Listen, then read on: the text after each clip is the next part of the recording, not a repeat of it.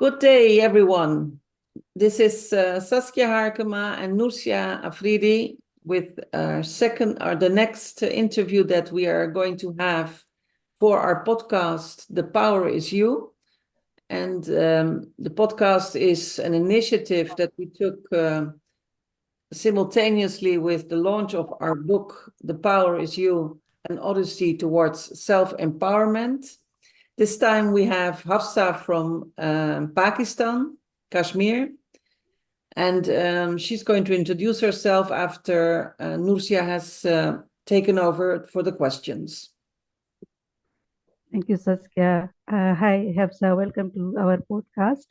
And first, we would like that you introduce yourself to the audience, your background and your experience a little bit, and then I will ask the questions.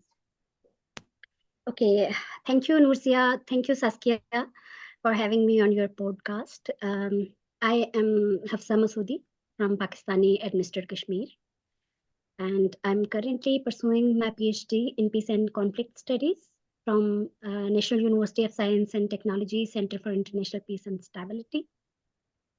And before that, I had my master's from National Defense University of Pakistan in Peace and Conflict Studies, of course.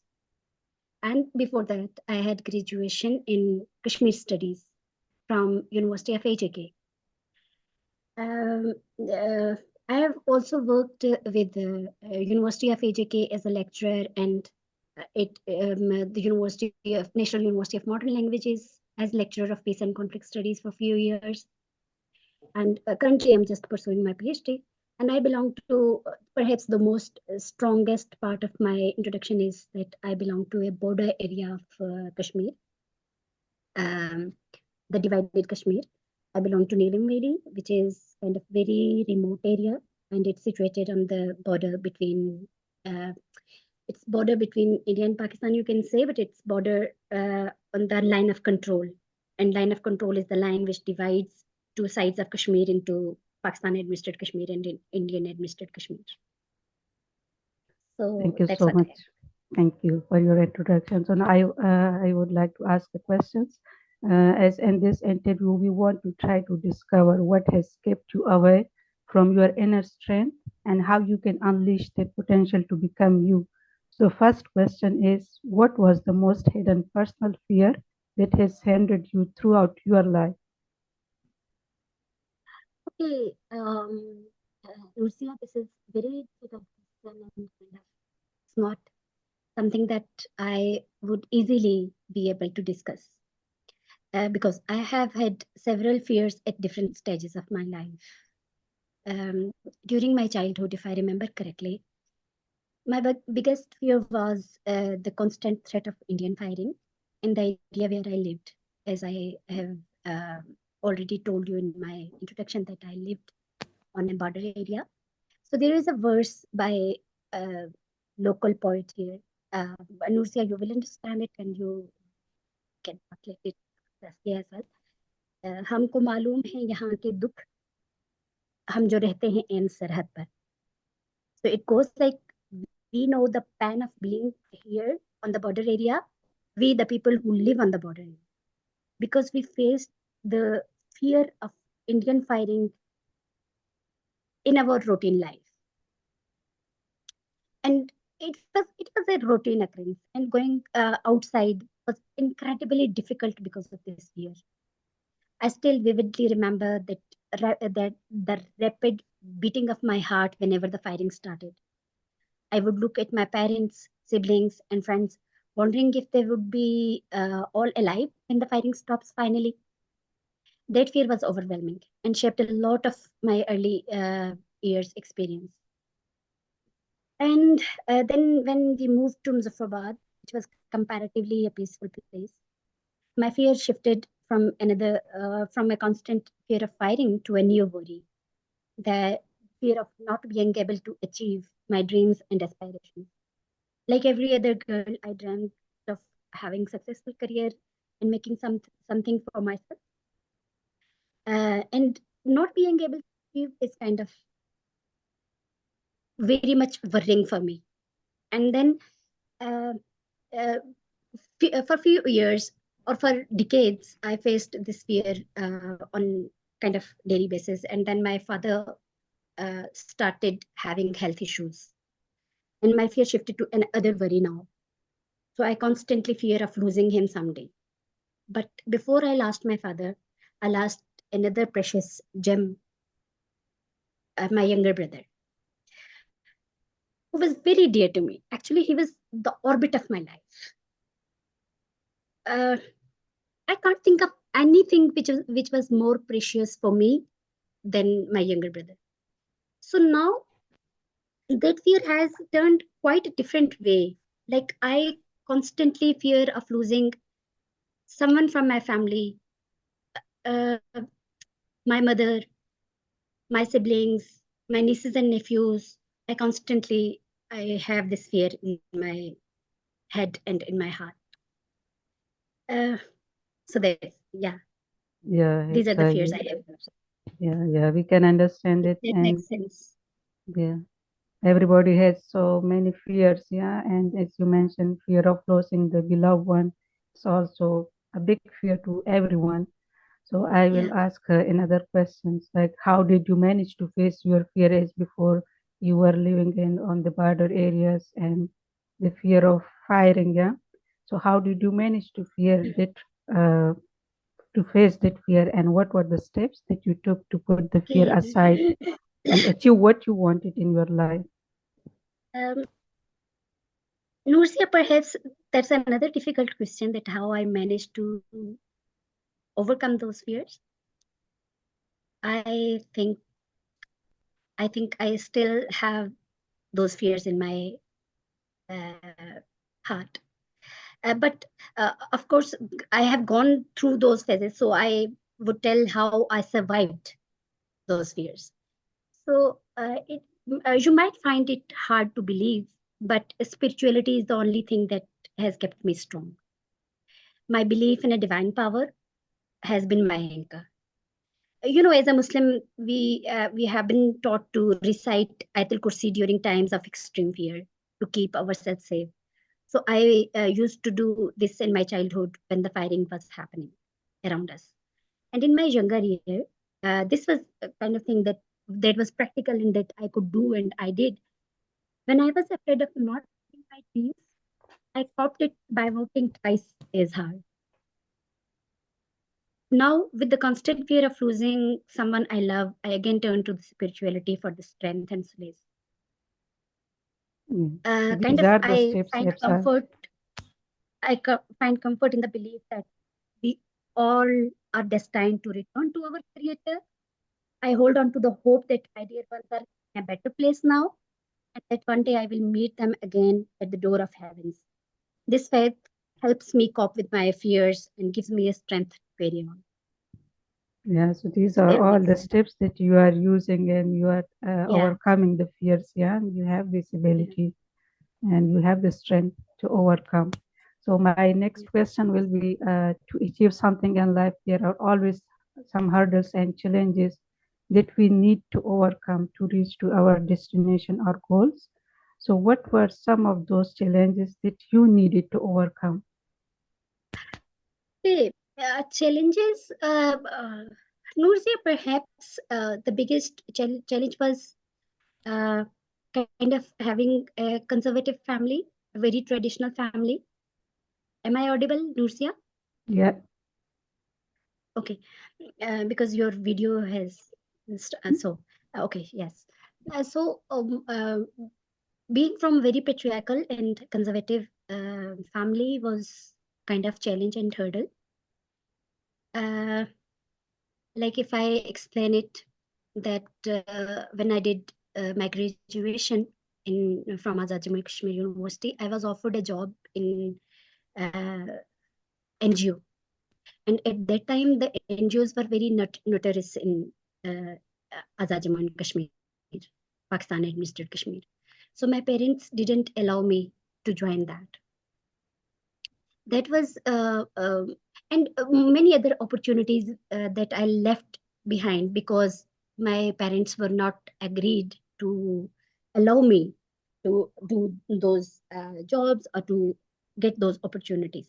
So that was kind of hurdle. One more thing, that is, few things were not like, you will find it weird again. Some things are not acceptable for us to do. Like, for me, very enchanting character was to become a dancer, right? And I am coming from a very religious family. So even thinking of being a dancer is kind of sin in my family. Yeah. So I could not do that. And then to an extent, Nurzia, I would not say that it was very big hurdle, but to an extent, the financial instability, or kind of being less privileged financially, was also a hurdle, because I belong to a middle class family, honestly.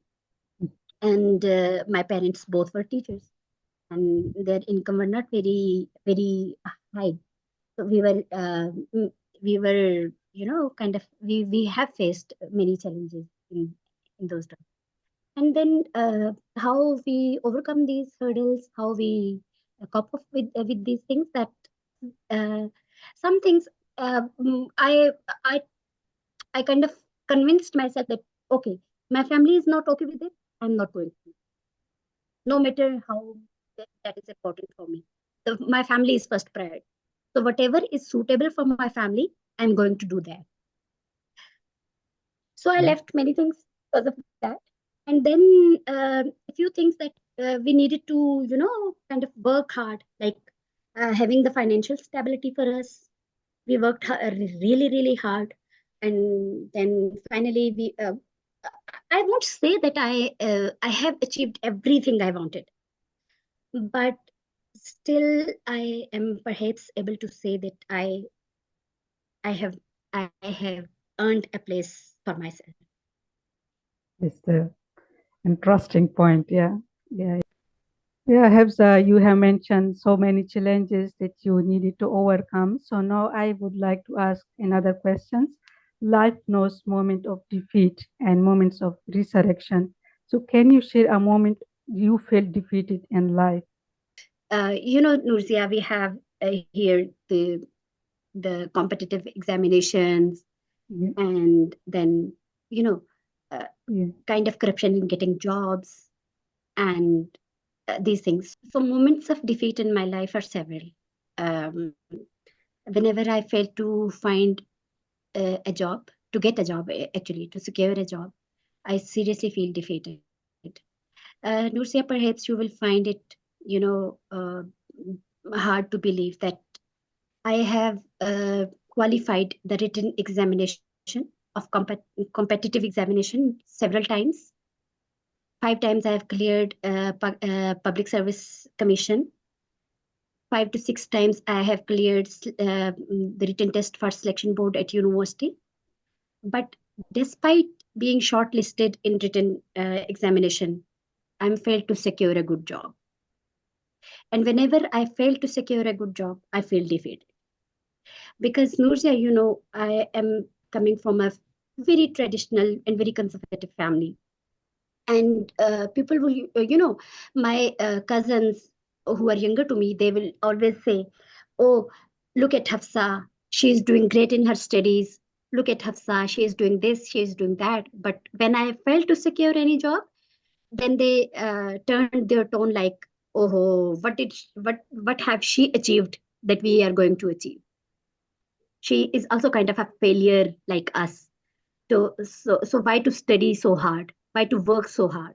So this is kind of very much, uh, this has disheartened me very much. And these were the moments when I felt that I am seriously, I have failed. I have failed in all my endeavors. Yeah, Hafsa, you have so many defeated moments in your life, but fortunately we have the ability to resurrect being a humans and being a woman, and our will to alive and our resilience, our vitality allows us to stand up every time again. So is there a moment in your Hello. life you felt the power is me? Yes. Would you Okay. like to share with us? Uh, yes, There are a few moments when I felt that yeah, I can do many things. I can conquer the world. Um, there were several moments, like in my school and college years.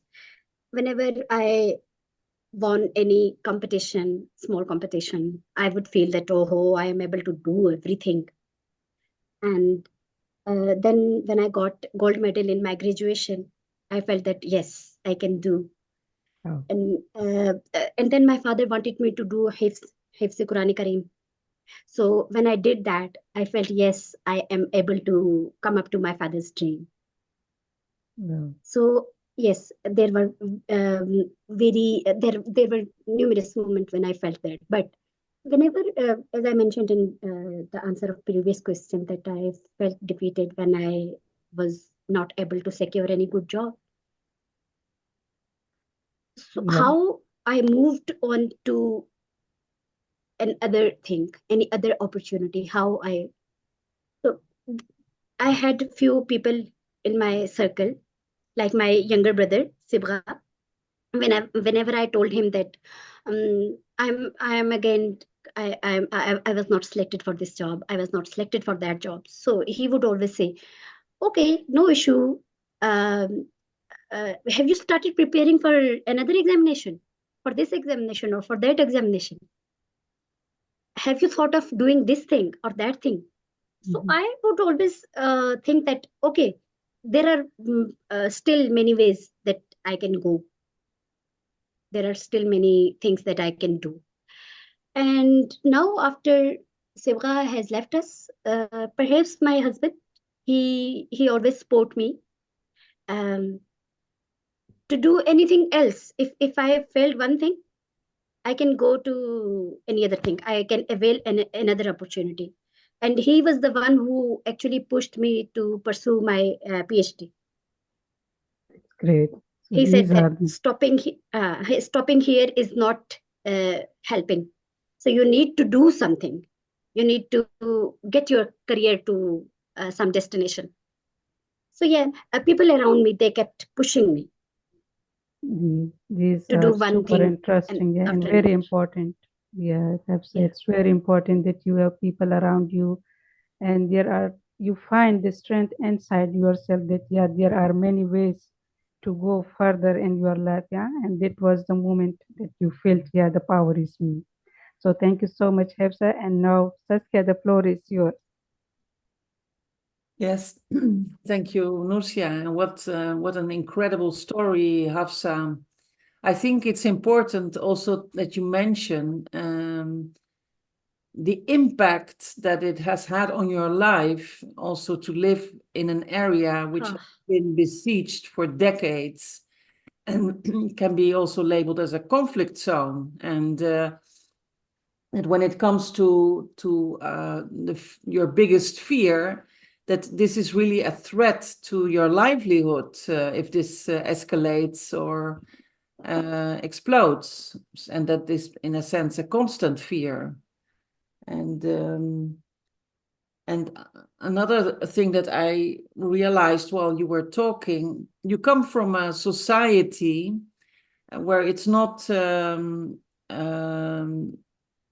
I'm not saying not accepted, but it's not something which you can take for granted that you want to follow an education. And the fact that you did pursue that path, despite coming from a conservative and patriarchal family, as you mentioned it, that's already a very, it's a statement of empowerment. And that you are at present even following your PhD. So this is really admirable that you are doing that, and that you also say you you use the words "I can conquer the world," and I think that's a very beautiful phrase, because in general I feel that women sometimes makes themselves too small, and if you have this attitude, I can conquer the world, this pushes you forward. I would like to ask you, Hafsa, based on your experiences and also the moments of defeat and the losses you had of people that are so important to you. You even phrased it, and that really touched me, that your brother was the orbit of your life. And this means that this was someone that was, yeah, was part of your soul. And despite that, you're here. You are doing your PhD. You recently went to an important conference of the UN. So what is your message to women? Which message would you like to give to them? Okay, Saskia, talking about my Sibra is my brother, is like seriously calling him the orbit of my life is smaller thing. He was everything for me.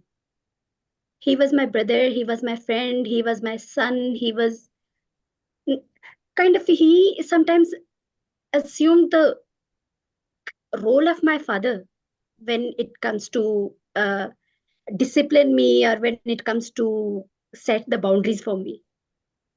Though he was 12 years younger to me. So I would listen to him, I would talk to him, I would share things with him. When I lost him, I have never thought of losing him. Even in my wildest dream, I have never thought of losing him. And when I lost him, my world was stopped.